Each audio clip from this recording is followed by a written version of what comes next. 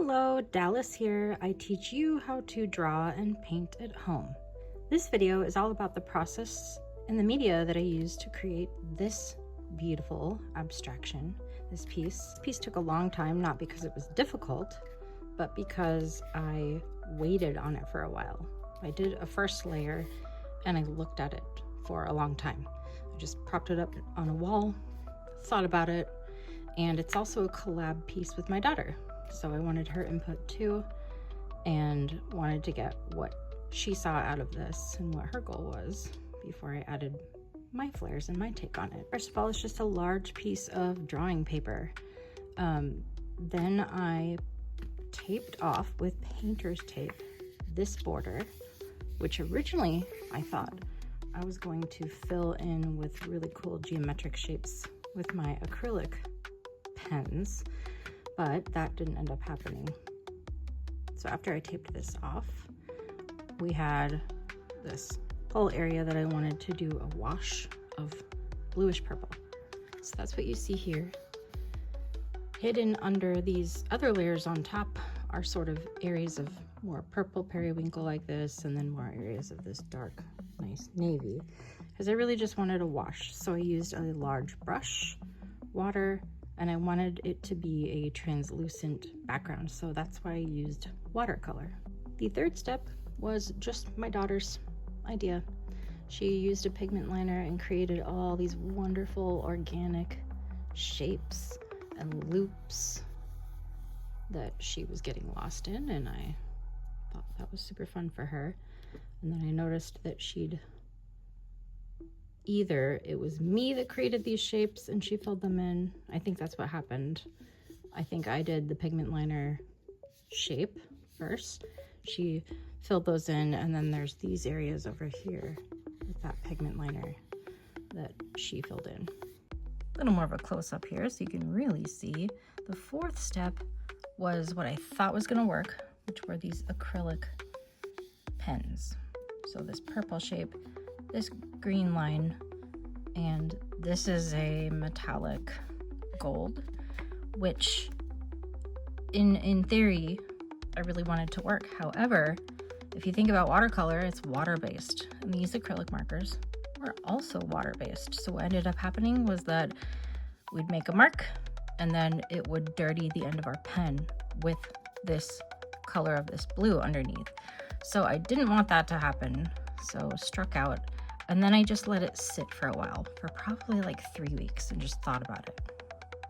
Okay, now I'll draw your attention to this little area in the corner. You can see the blue wash of watercolor, but I had a black colored pencil and I wanted to add some darkness here. And then I'll show you two other areas where I added that, here and here underneath this spot.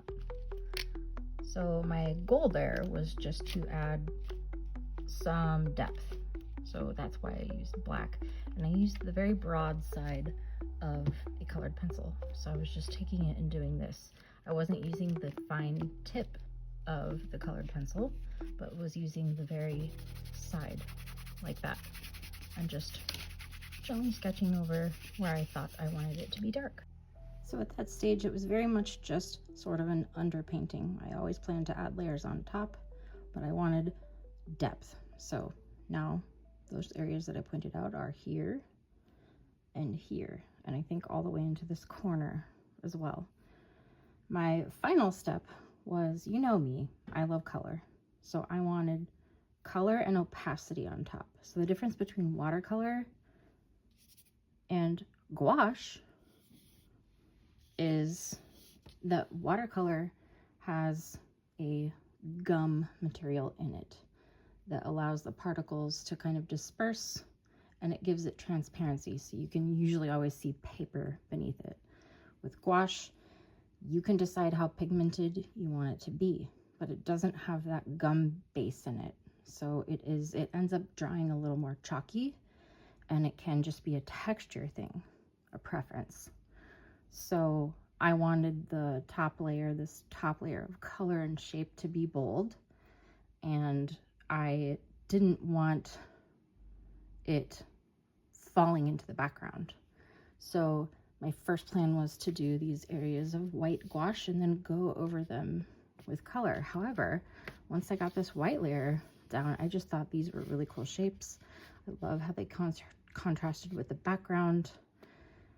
And so I really left most of those, and then I did abstractions and painting on top of that.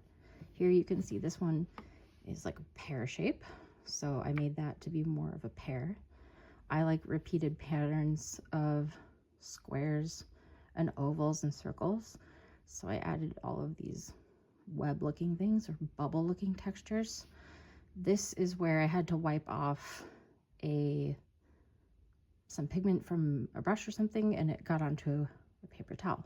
So I took that paper towel and I blotted it here just to add some texture, something different, something a little bit more different, you know, visually stimulating, not having the whole thing be lines and shapes. So you can see I used my brushwork to make these. I used my fine brushwork skills to make these circles, and I really just chose colors that I like together, that I thought looked good together. I love a purple and a green together, so there's lots of dark purples. There's this purple, and so I wanted to add greens. But you know, I also like yellow, so I added some yellow here, which ended up looking a little more green because of the layer underneath. So when you're painting and doing sort of abstract processes like this, or even representational processes like this, think about layers, think about what your material does. If you haven't experimented with a lot of different media, see if you can expand your horizons a little more and use different materials. Don't be afraid, because in my opinion, there's really no messing up in art. You just have to be brave enough and courageous enough to try something, and then remember that you're learning from it. I learned a lot when I made this. I learned what medias worked well together, how they could interact in layers, and really the end product is something that I love looking at.